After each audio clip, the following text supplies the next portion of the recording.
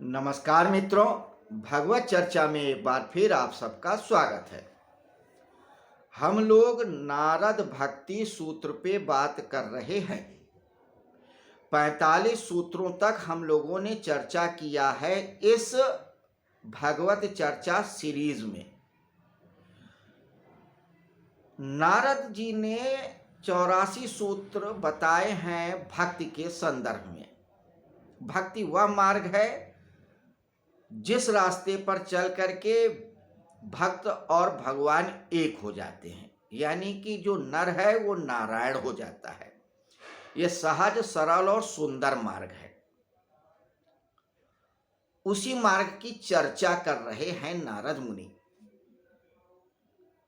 दिक्कत यह है कि हम लोग भक्ति करते तो हैं, लेकिन भक्ति क्या है ये नहीं जानते हैं। न उसका शाब्दिक अर्थ जानते हैं, न व्यवहारिक अर्थ जानते हैं, न आध्यात्मिक अर्थ जानते हैं, कुछ नहीं जानते।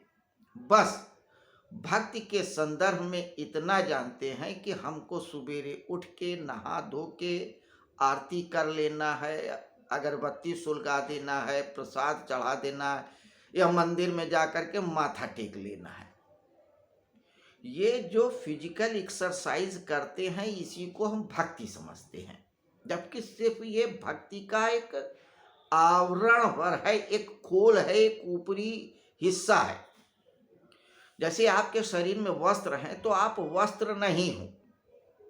वस्त्र से पहचान जरूर हो जाती है कि नीला कमीज वाला ये है और फलाना ये है, लेकिन आप वस्त्र नहीं हो।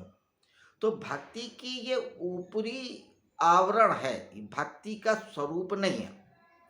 भक्ति का स्वरूप कुछ और है। उसी वास्तविक स्वरूप की चर्चा नारद मुनि ने किया है इन भक्ति सूत्रों पे।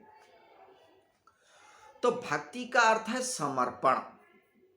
भक्ति का अर्थ है सारे संगों से, दुसंगों से, यानी कि जितनी भी चीजें भगवान से दूर ले जाती हैं उनका संग ना करें, तो ही भक्ति संभव है। भक्ति का अर्थ ही है प्रेम की चरम अवस्था, सा तस्मिन परम प्रेम रूपा। नारद मुनि ने क्लियर कर दिया है शुरुआत में ही। और ये भक्ति करनी कैसी है?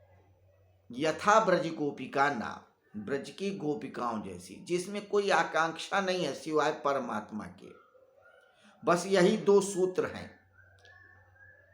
अगर आप उनको जीवन में उतार लेंगे तो आप भक्त हो जाएंगे। तो भक्त को कैसे साधा जाए ये उन्होंने बताया था पिछले कुछ सूत्रों में, और हमने चर्चा भी किया था, जिसमें हमने ये कहा था कि ईश्वर का सतत स्मरण करे अखंड रूप से। अखंड रूप से नहीं होता है तो मित्रों यारों के साथ बैठ के भजन कीर्तन करे, महात्माओं का संग करे, क्योंकि जो महात्मा होते हैं वो भगवान का स्वरूप होते हैं। हालांकि महात्मा मिलना मुश्किल होता है, ये भी कहा है। और कहा है कि भक्ति को साधने के लिए जरूरी है कि आप दुस्संग से बचें। जो दुष्ट प्रवृत्तियों का साथ करेगा, दुष्ट व्यक्तियों का साथ करेगा, भक्ति कभी नहीं सफल होगी, कभी अपना फल देगी ही नहीं। जबकि भक्ति फल रूपा है, इधर भक्ति करो उधर फल मिला, लेकिन तब तक फल नहीं देगी जब तक दुसंग करोगे। इसी से आगे वाला सूत्र जुड़ा हुआ है जिस पे हम चर्चा करेंगे। पहले आइए सूत्र को देख लेते हैं, फिर बात करते हैं थोड़ी देर। 46वां सूत्र कहता है, करस्तरति मायाम या संगास्त्यजति यो महानुभावाम सेवते निर्ममो भावति। प्रश्न के रूप में यह सूत्र शुरू होता है। कस्तरति मायाम, इस माया से कौन तरता है? नारद मुनि सूत्र में प्रश्न करते हैं। ये उनकी एक शैली है कि स्टाइल है कि माया से कौन तरता है। ये माया ही तो है। पैदा हुए, शादी किया, ब्याह किया, लड़ाई किया, झगड़ा किया, उदास हुए, खुश हुए, फिर मरे, फिर पैदा हुए। ये माया है जो वास्तविकता नहीं है। ये एक स्वप्न है, एक खेल है जो चल रहा है। इससे पार उतरना है। तो इससे पार कैसे उतरेंगे? भक्ति से उतरेंगे, योग से उतरेंगे, ज्ञान से उतरेंगे, ईश्वर की कृपा से उतरेंगे। तो कहते हैं कि भक्ति वो मार्ग है जिससे हम सरल तरीके से उतर सकते हैं। भक्ति करना पर्याप्त नहीं है, भक्ति के साथ साथ और क्या करना, इसका उत्तर वो देते हैं सूत्र के अगले हिस्से में। क्या कहते हैं? सा संगास्त्यजति यो महान भावाम सेवते निर्ममो भवति। तीन बातें कहते हैं। क्या कहते हैं? संगस्त्याजति, संग का त्याग करे। जो भी बुराइयां हैं या बुरे लोग हैं उनका त्याग करे। बुरा क्या है? समाज में, देश में, काल में जिसमें आप रह रहे हो, जो भी निषेध किया जाए कि ये कार्य नहीं करना है, उससे दूर रहे। पहली शर्त। दूसरी शर्त क्या है? महान भावान सेवते, जो महान लोग हैं, जिन्होंने भक्ति को साध लिया है, जिन्होंने सत्य का अनुभव कर लिया है, उनकी सेवा करे। दूसरी बात। तीसरा क्या कहते हैं? निर्ममो भवति, निर्मम हो जाए, किसी से लगाव ना रखे सिवाय परमात्मा से। ये तीन शर्तें हैं। जब तक आप इन तीन शर्तों को जीवन में गांठ बांध करके उतारोगे नहीं, भक्ति सधेगी नहीं। महान भावों को, यानी कि जिनको सत्य का अनुभव, उनकी सेवा करें, दुसंग से बचें, और ये मेरा घर है, ये मेरा परिवार है, ये मेरी इज्जत है, ये मेरा शरीर है, ये मेरा है, ये उसका है, इन सब चीज़ों से बचें, मोह से बचें, ममता रहित। मोह करना है तो परमात्मा से करना है और किसी से नहीं करना है। तो तीन सूत्र बताए हैं मुख्य रूप से, उनको याद रखें, तभी भक्ति सफल होगी, वरना भक्ति सफल नहीं होगी। सिर्फ आप माला जपते रहोगे, कोई उसका फल नहीं होगा, होगा तो बहुत थोड़ा सा होगा, जो नगण्य होगा। तो मित्रों, ये जो सूत्र हैं छोटे छोटे, जिन पे हम बात करते हैं 5-5, 7-7 मिनट, इनको सुने, जीवन में उतारें, मन से अपने अंदर रखें कि हमें क्या करना है, किससे फायदा है, क्यों करना है भक्ति। इन सारी बातों पे क्या, क्यों, कैसे पे मनन करें, चिंतन करें, जीवन में उतारें। भक्ति से सरल कोई उपाय नहीं है। न पैसा लगना है, न रुपया लगना है, न भक्ति के लिए बहुत आडंबर करना है। जो सच्ची भक्ति होती है उसके लिए कुछ नहीं होता है। ये भी जरूरी नहीं सच्चे भक्त के लिए आप चले जा रहे हैं, बद्रीनाथ जा रहे हैं, केदारनाथ रहे हैं, वैष्णो देवी जा रहे हैं। हमारे यहाँ तो अपने शरीर के अंदर ही सारी देवी देवताओं को बताया है। सिर्फ आप अपने अंदर दृष्टि करें, सारी देवी देवता मिलेंगे। हमारे यहाँ भक्ति में बहुत सारे पूजा पाठ का भी आडंबर नहीं। भोले बाबा हमारे बेलपत्री में खुश हो जाते हैं, विष्णु जी हमारे से तुलसी दल से खुश हो जाते हैं, गणेश जी से दुर्वा से, यानी ये घास के तिनका से भी खुश हो जाते हैं।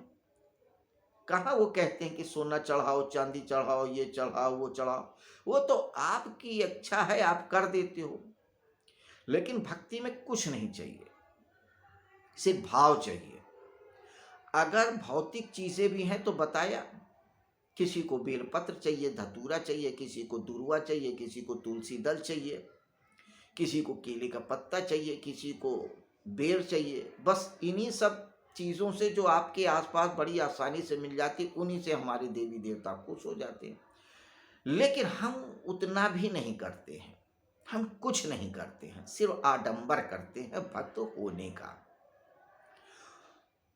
भक्ति के लिए सिर्फ और सिर्फ समर्पण जरूरी है।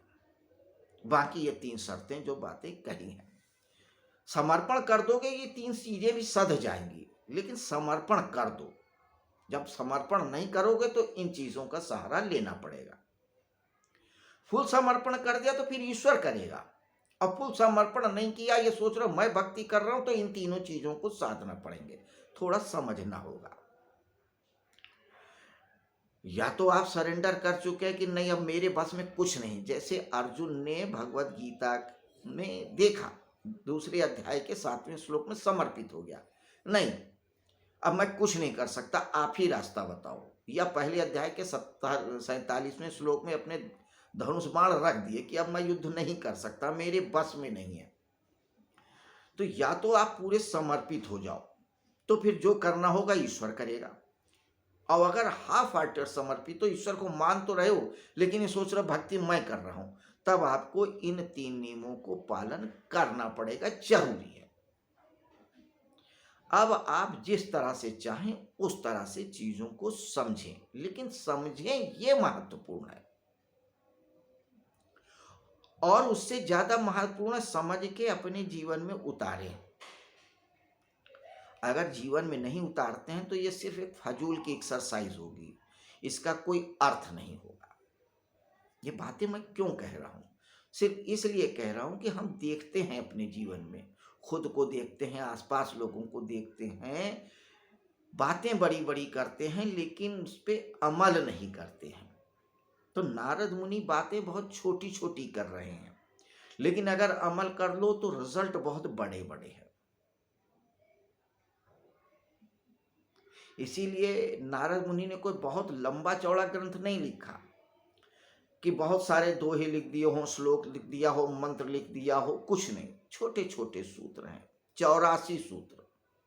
अगर आप लिखना चाहो तो एक पेज पे लिख सकते हो, समझना चाहो तो एक दिन में समझ सकते हो, उतारना चाहो तो जीवन में 1 मिनट में भी उतार सकते हो, लेकिन इच्छा शक्ति होनी चाहिए, मन में भाव होना चाहिए, एक समर्पण होना चाहिए। खैर, तो आज के 46वें सूत्र में हमने क्या जाना कि नारद मुनि कहते हैं इस माया से कौन तरता है?